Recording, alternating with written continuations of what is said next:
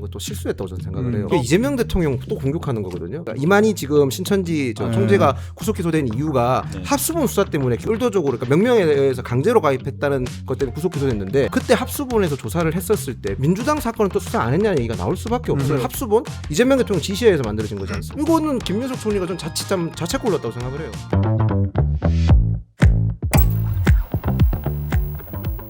세 번째 씬으로 한번 이제 넘어가 보겠습니다.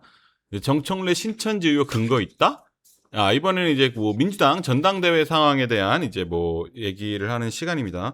아무래도 이제 지금 김민석 전 국무총리 그리고 정청래 전 대표 뭐 요 둘의 이제 그 서로 치고받고 하는 싸움이 엄청 되게 치열한데 일단 뭐 김민석 전 총리가 정 전 대표를 저격해서 뭐 이제 신천지의 전당대회 개입설 뭐 이제 이걸 제기를 했고 뭐 이제 근거도 있다 뭐 이제 뭐 이렇게 얘기를 하고 있습니다. 예전에 뭐 이제 국민의힘 사건처럼 이제 신천지 신도들이 조직적으로 이제 당원 가입을 해서 정청래 전 대표를 밀어주려 했다 뭐 이제 이런 식의 취지의 주장을 하는 것 같은데 요런 이제 신천지 개입설에 대해서는 요게 김 전 총리의 카드로 요걸 꺼냈는데 사실 뭐 이제 예전에 뭐 이제 정청래 전 대표가 뭐 이제 신천지와 관련된 단체 행사에 간 사진도 뭐 일부 공개되고 이래가지고 이런 게 암암리에 있었는데 그때는 현직 대표 시절이어가지고 크게 불거지지 않았다가 이번에 전당대회를 기화로 이제 이런 것들이 좀 이제 그 네거티브 아이템으로 좀 나오는 것 같아요. 뭐 어떻게 보였습니까? 근데 이거 김민석 총리가 끄집어내는 것도 실수했다고 저는 생각을 해요. 왜냐하면 이재명 대통령 또 공격하는 거거든요. 왜냐하면 지금 국민의힘 이만희 지금 신천지 뭐라고 해야 되죠? 저분이 지금 구속 기소된 이유가 총재가 구속 기소된 이유가 합수본 수사 때문에 국민의힘에서 당원 가입해서 의도적으로 그러니까 명령에 의해서 강제로 가입했다는 것 때문에 구속 기소됐는데 그때 합수본에서 조사를 했었을 때 그러면 민주당 사건은 또 수사 안 했냐는 얘기가 나올 수밖에 없어요. 저희 입장에서는 그렇게 얘기할 수 있겠죠. 야, 이만희 그러면 총재를 조사했는데 왜 그러면 국민의힘 것만 조사했어? 똑같은 패턴이지 않습니까? 당원을 의도적으로 가입시켰는 거? 야, 그 조사할 때 다른 정당 거에 대해서는 조사한 적 없어? 의견 물어본 적 없어라고 저희가 충분히 반론할 수 있거든요. 이거 만약 사실로 드러나면 저희 입장에서는 합수본 이재명 대통령 지시에 의해서 만들어진 거지 않습니까? 이거는 김민석 총리가 좀 자책 골랐다고 생각을 해요. 이거는 정말 큰 실수했다고 생각하고 지금 민주당 전당대회를 보면 민주당 패널 분들이나 언론에서는 이 김민석 총리의 원사이드한 게임을 계속 예상하시는 분들이 많던데 저는 조금씩 다르게 보는 부분이 계속 많았거든요. 정청래 대표가 선거를 되게 잘하고 있다고 생각해요. 전당대회 맞춤형 선거를 되게 잘하고 있어서 김민석 총리나 송영길 후보가 굉장히 끌려들어가고 있어요. 그러니까 손자변법에 보면 이런 말이 있거든요. 전장은 원활한 데서 싸워야 된다. 그걸 딱 정청래 대표는 하고 있어요. 정청래 대표가 지금 끄집어내는 거 보세요. 파묘 논쟁, 적통 논쟁, 합당 논란 전부 다 자기가 먼저 던져놓은 다음에 그 부분을 다 송영길 후보나 김민석 총리가 덥석덥석 물고 들어와서 자기는 또 빠져요. 그러면서 나는 이재명 대통령을 지켜야 됩니다. 몇 명의 두드려 맞다가 난 버티겠어. 언더독 이미지까지 완벽하게 구축을 해준 게 송영길 김민석 후보거든요. 전 그래서 이거 잘못하면 언론에서 바라보는 것과 민주당 패널들이 바라보는 것과 다른 결과가 나올 수도 있겠다는 생각을 저는 하기 시작했습니다. 정 대표의 승리 가능성도 이제 생각을 해야 된다. 네네. 뭐 이제 그런 취지죠. 그러니까 저도 자충수라고 생각하는 게 그러니까 신천지가 조직적으로 개입했다. 그래서 전당대회를 흔들고 있다는 주장인 거고 고위직부터 일개 당원까지 개입한 증거를 가지고 있으니까 추후에 공개하겠다라고 하는 건데 그러면 국민의힘이 저렇게 신천지와 연관되어 있다고 해서 두드려 맞을 때 그럼 민주당도 개입돼 있었는데 그걸 총리인 신분에서 가만히 보고 방관하고 있었느냐. 나는 역풍을 맞을 수 있는 거예요. 그리고 불법 사항이잖아요. 어쨌든 전당대회를 이렇게 조직적으로 가입해가지고 누군가를 의도적으로 지원하거나 누군가를 뭔가 당대표를 만들려는 그 움직임이 있다면 그럼 어쨌든 공직선거법 내지는 공직 전당대회에서의 뭐 불법 사항이라고 보는데 그걸 나중에 공개하겠다라는 것도 웃겨요. 당장 빨리 공개해서 수사해가지고 공정하게 전당대회가 이루어져야 되는 건데 이건 오히려 김민석 후보가 신천지를 이용하고 있다는 인상을 줄 수밖에 없기 때문에 이렇게 다 함께 마을 사람들이 먹던 물에 침 뱉는 식으로 선거운동하면 역대 선거들을 보면 항상 그 후보는 졌습니다. 이런 식으로 선거운동은 안 된다고 생각을 하고 그래도 180석의 입법 주도권을 가진 집권 여당의 대표 선거라고 한다면 진짜 국민들이 먹고 사는 문제 내지는 죽고 사는 문제, 부동산 문제 얼마나 다뤄야 될 게 많아요. 근데 지금 여당 대표 선거에서 나온 주제들 보면 감기약 성분이 어떤 거냐. 이부프로펜이냐 아세트아미노펜이냐 이런 것부터 시작해서 네. 보안수사권 배달 사고 문제라든지 신천지 문제라든지 이게 되게 형편없는 전당대회로밖에 전 안 보여지고 김유영 대변인 잘 말씀하신 것처럼 전 결국 끝에 가서는 당원들이 다르게 판단할 거라고 생각을 해요. 계속 정청래 대표는 통합과 개혁을 얘기하는데 네. 왜 자꾸 김민석은 저렇게 내부 총질식으로 저렇게 뭔가 근거도 없이 당을 흔드는 식으로 선거운동을 하지? 여러 여론조사에서 본인이 1등이 나오는데 이 사람이 리더가 되면 안 되겠다는 판단을 분명히 할 겁니다. 그래서 빨리 전략적으로 수정을 해야 된다는 말씀 드리고 싶어요. 그래서 사실 이제 뭐 아까 말씀하신 그런 언더독 전략을 펼쳤던 정청래 대표도 이제 반격하고 있어요. 이제 뭐 그래서 본인에 대한 공세가 강해지니까 뭐 이제 4년 전에 이제 또 김민석 전 총리가 뭐 지방선 이재명 대표 체제에서 지방선거 패배한 이후에 이재명 대통령의 책임론을 언급하는 인터뷰 기사를 언급하면서 뭐 4년 전 전대 때는 이재명 대통령 욕하고 이번에는 나를 공격한다 뭐 이제 뭐 이렇게 주장을 하고 있습니다. 그러니까 김민석 총리는 이 얘기를 먼저 안 꺼냈었어야 된 거예요. 충분히 이재명 대통령이 본인 편이라는 거는 다 알잖아요. 네. 민주당 당원분들 다 알 거라 생각하면 굳이 이런 논쟁을 먼저 언급 안 하고 파면 논쟁을 안 가야 되는 거예요. 근데 본인이 먼저 언급을 하니까 정청래 대표한테 판을 깔아준 거라니까요.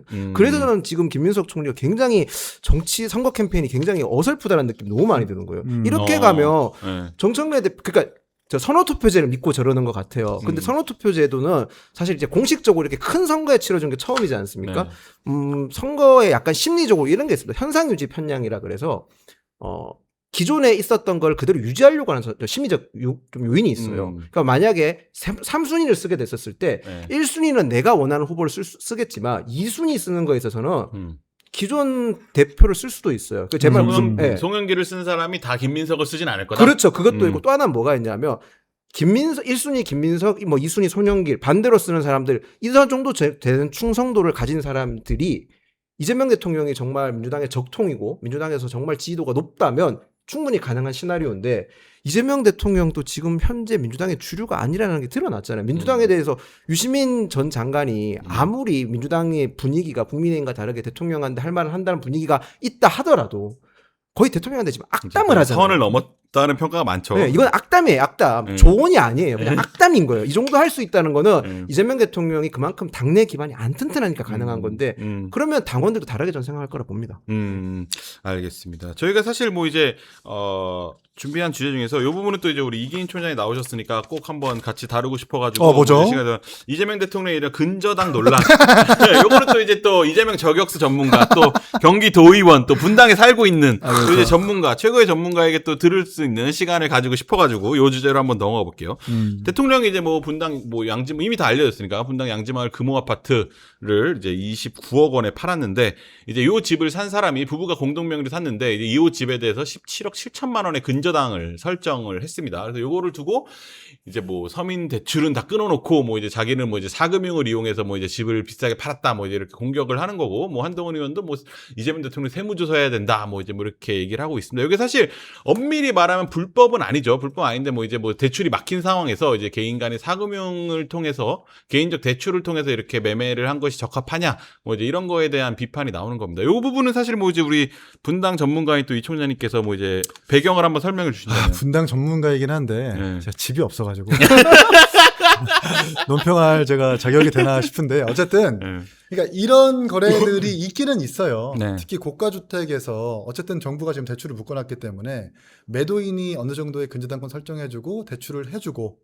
매수인이 먼저 소유권 등기를 친 다음에 나중에 잔금을 유예하는 방식이 있기는 한데 불법도 아니고 위법도 아니지만 이게 지금 민심의 어떤 분노를 일으키는 원인은 이렇게 국민들이 주택담보대출이나 대출을 할 수 없게끔 묶어놓고 그러나 대통령이 본인 집을 거래할 때는 뭔가 이 사적 공여, 그러니까 신용 공여라는 그 우회로를 적극적으로 활용했다는 점이 사실 민심에서 분노하는 지점인 거거든요.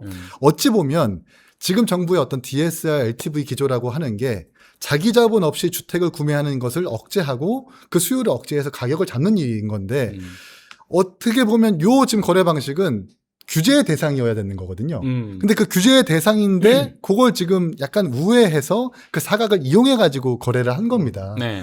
여기에서 분노하는 거고 민심이 반응하는 건데 여전히 뭔가 민주당 패널분들이나 민주당들은 이거 뭘 통상적인 거래다 아무 문제 없다라고 얘기하는 게 정말 맥을 못 짚고 있다고 생각을 하고 엄밀히 따져보면 17억 7천만 원의 근저당권에 대해서 이자를 받아야 되는 거거든요. 그렇죠. 이자를 받아야 되는 거예요. 뭐 대출이죠. 네. 네, 대출이잖아요. 네. 그러니까 대출이 또 아니라고 얘기하는 겁니다.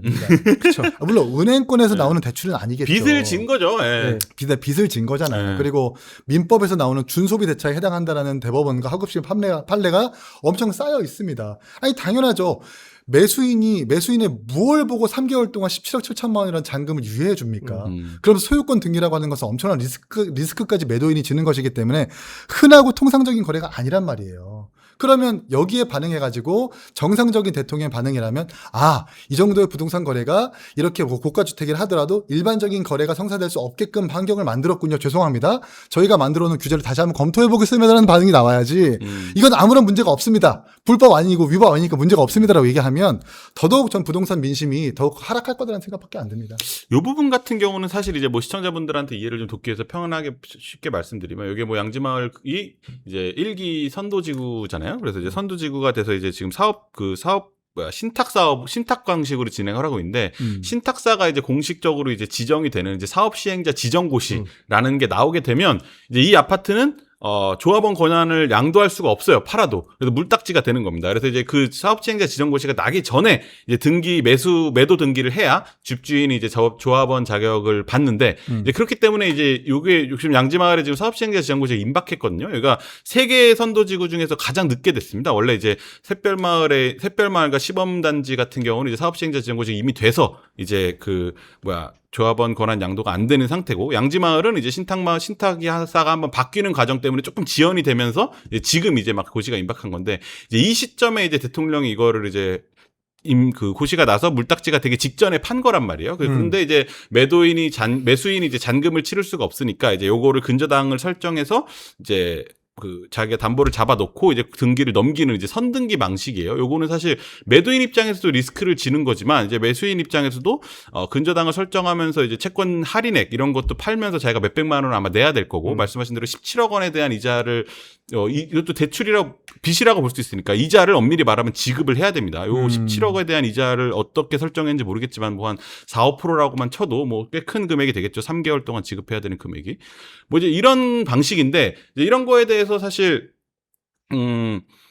뭐 일반적인 거래 뭐 불법은 아니라고는 하지만 이제 요거에 대해서 사실 저도 주변에 보니까 반응이 엄청 안 좋더라고요. 사실 뭐 진영을 떠나서 보수든 진보든 그래서 이게 부동산 민심에 되게 이렇게 민감한 사람들이 요런 거에 대해서 되게 분노를 하는구나 막 뭐 이런 생각을 했었습니다. 근데 이게 사실 이렇게까지 해서라도 빨리 팔아야 될 때 이렇게 하는 거거든요.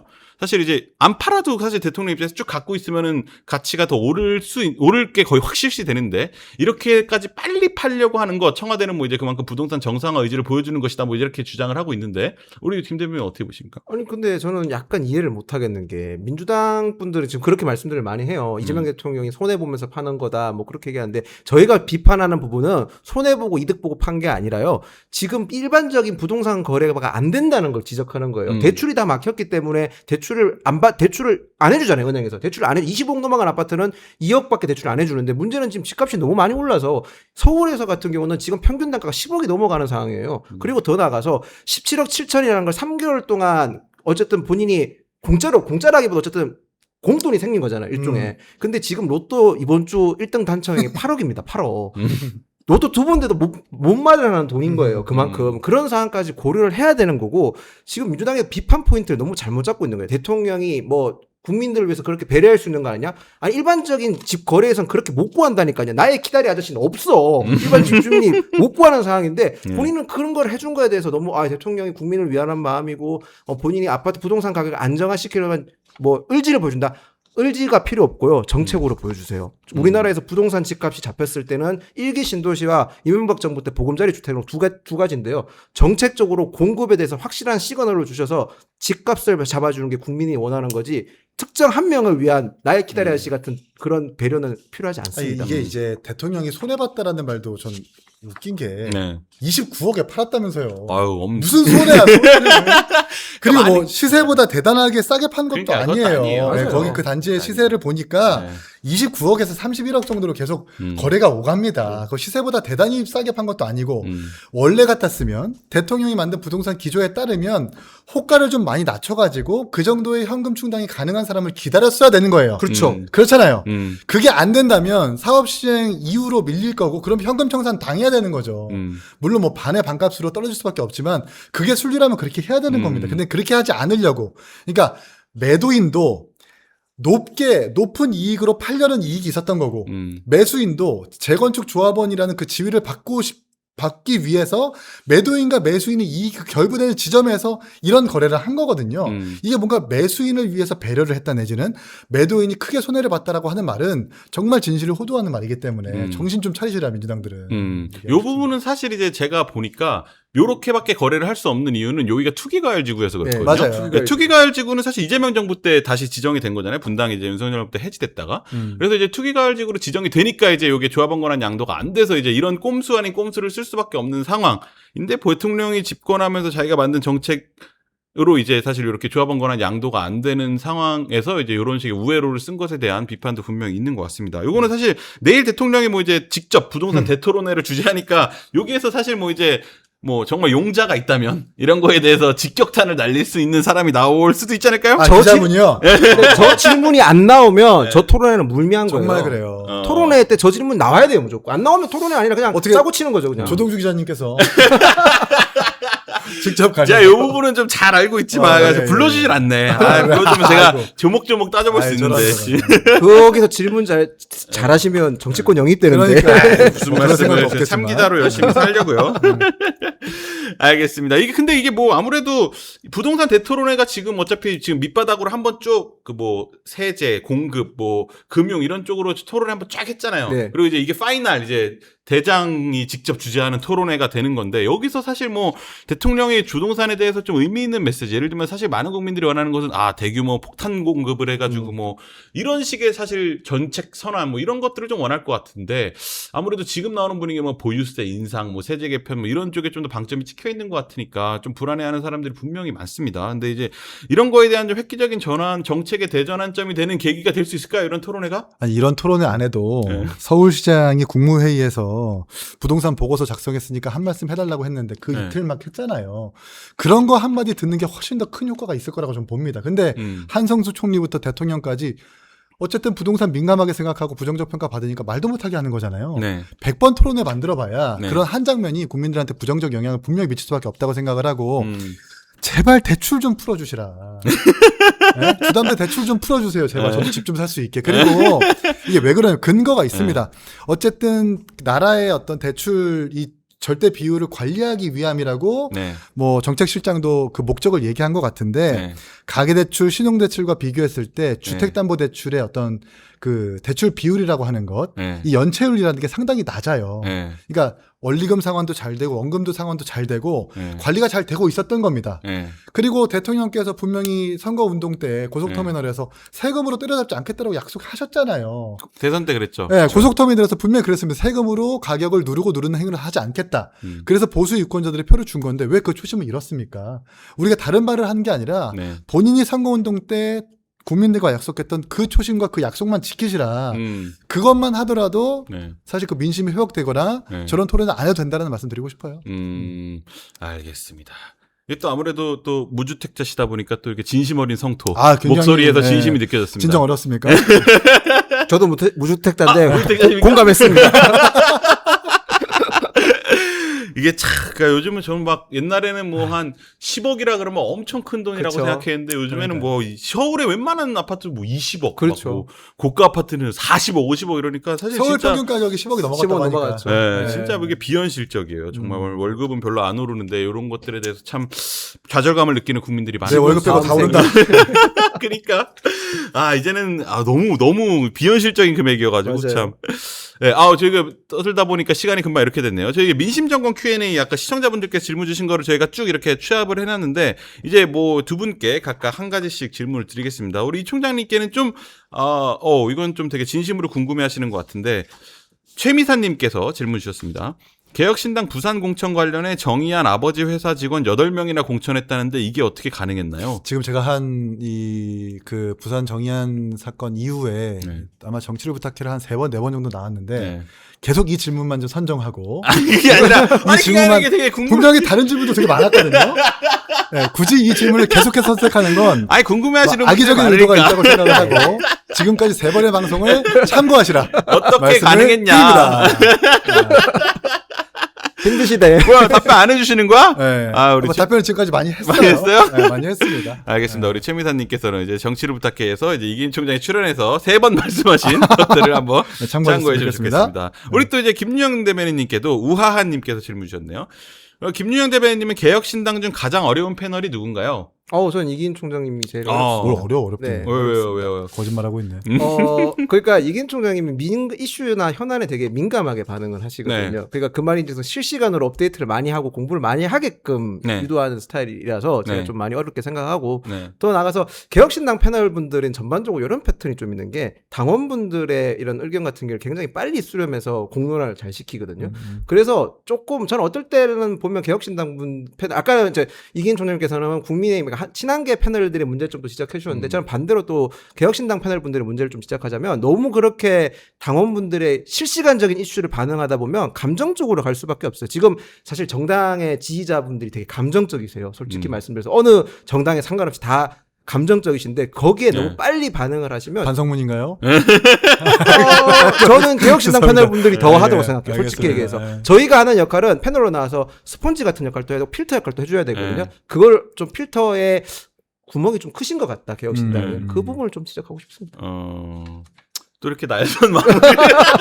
아니 뭐 충분하게 수용합니다. 그렇습니까? 그럼요. 알겠습니다. 네, 그런데 마지막으로 이제 여의도 신스틸러 저희 오늘의 심사평을 듣는 시간인데요. 이제 오늘 다른 이슈 관련해서 꼭 하고 싶은 말이나 전하고 싶은 메시지 원샷으로 나가는 거니까 자유롭게 말씀해 주시면 되는데 우리 이제 이 총장님부터. 네, 저는 대통령께 역시 이재명 저격수. 네. 국민들의 대출은 맞고 정작 대통령의 고가주택 거래에는 사적 신용공여라는 그 우회로를 선택한 이 현실. 지금 대통령께서 한 청년 최고위원으로 나가려고 했었던 사람을 간접적으로 밀고 있는 것 같은데 그분의 슬로건으로 전 되묻고 싶어요. 이거 진짜예요? 라고 묻고 싶습니다. 네. 또 날카로운 논평 감사합니다. 네. 우리 또 잘하신다. 부담된다. 프로세요. 우리 또 김 대변인도 저는 이제 한동훈 대표 토론을 피하고 있는 민주당 의원들에게 한마디 하고 싶습니다. 네. 이 토론은요 민생 정치이기 때문에 무조건 토론을 응하셔야 된다고 생각합니다. 본인들이 그만큼 이념적이고 신념을 주장했지 않습니까? 그래서 국민들을 위해서 한동훈 전 대표의 토론에 들어와라고 하겠습니다.